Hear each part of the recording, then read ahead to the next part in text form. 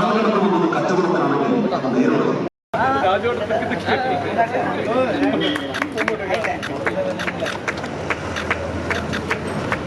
കട്ടിയില്ല ആ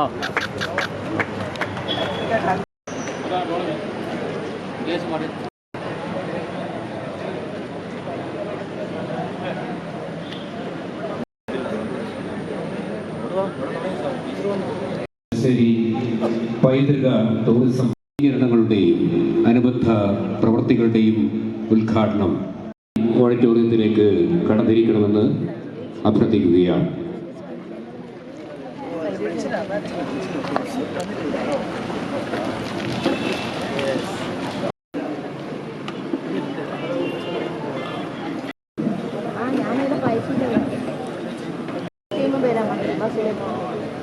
ഇവിടെ സ്റ്റേജിന്റെ മുമ്പിൽ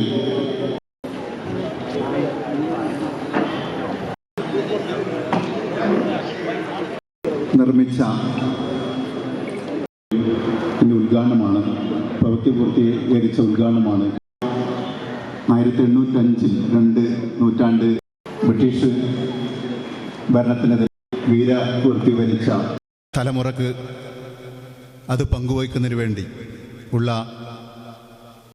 മുനിസിപ്പൽ ചെയർമാൻമാരടക്കമുള്ള നിരവധി പേരുടെ പ്രയത്നഫലമാണ്, എത്രയോ കാലത്തെ പ്രയത്നഫലമാണ് നമ്മൾ ഈ പോണ്ടിൻ്റെ നടുക്ക് കാണുന്ന സ്മൃതി മണ്ഡപം.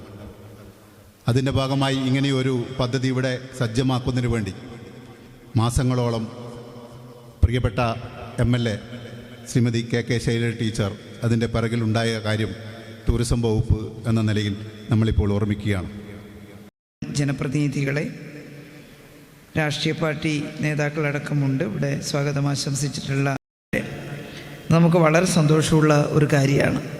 നമ്മുടെ പഴശ്ശിയിൽ വീരകേരളവർമ്മ പഴശ്ശിരാജാവിൻ്റെ സ്മാരകമായി നമ്മൾ നിർമ്മിച്ചിരിക്കുന്ന ഈ സ്മൃതി മണ്ഡപത്തിൻ്റെ നവീകരണവും ഇവിടെ വിശാലമായിട്ടുള്ളൊരു വേദിയും ആളുകൾക്കിരുന്ന് പരിപാടികളൊക്കെ കാണാൻ കഴിയുന്ന ഒരു ഓപ്പൺ ഓഡിറ്റോറിയവും ചുറ്റുമതിൽ നാളെ അവിടെ നല്ല മ്യൂറൽ പെയിൻറ്റിംഗ് അടക്കം പഴശ്ശിയുടെ കഥകൾ ആലേഖനം ചെയ്യുന്ന പെയിൻറ്റിങ്ങുകളടക്കം ഈ ചുമരിൽ വരാനുണ്ട്.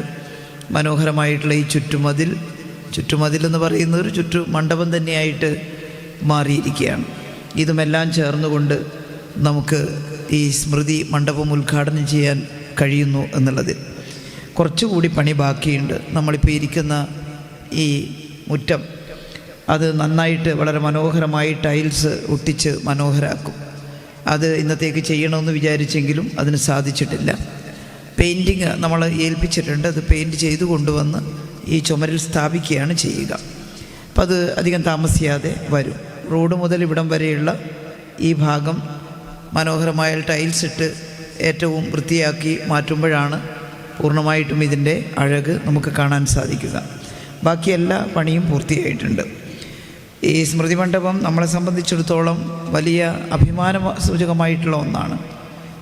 കേരളവർമ്മ പഴശ്ശിരാജയുടെ കഥകൾ നമുക്കെല്ലാവർക്കും അറിയാം.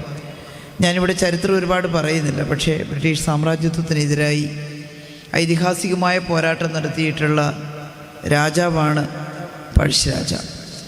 സാധാരണഗതിയിൽ ജന്മിമാരും നാടുവാഴികളും രാജാക്കന്മാരുമെല്ലാം സാധാരണക്കാരുടെ പ്രശ്നങ്ങൾക്ക് വേണ്ടി പോരാട്ടം നടത്തിയതായിട്ട് ചരിത്രത്തിൽ ഇടമില്ല.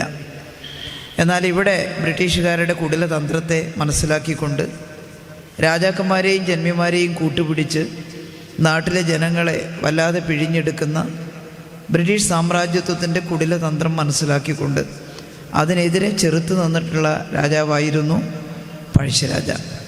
കോട്ടയം രാജവംശത്തിൻ്റെ ഭാഗമായി ഇവിടെ ഈ റോഡ് കടന്നു പോകുന്ന സ്ഥലത്ത് പഴശ്ശിരാജാവിൻ്റെ കോവിലകം ഉണ്ടായിരുന്നു.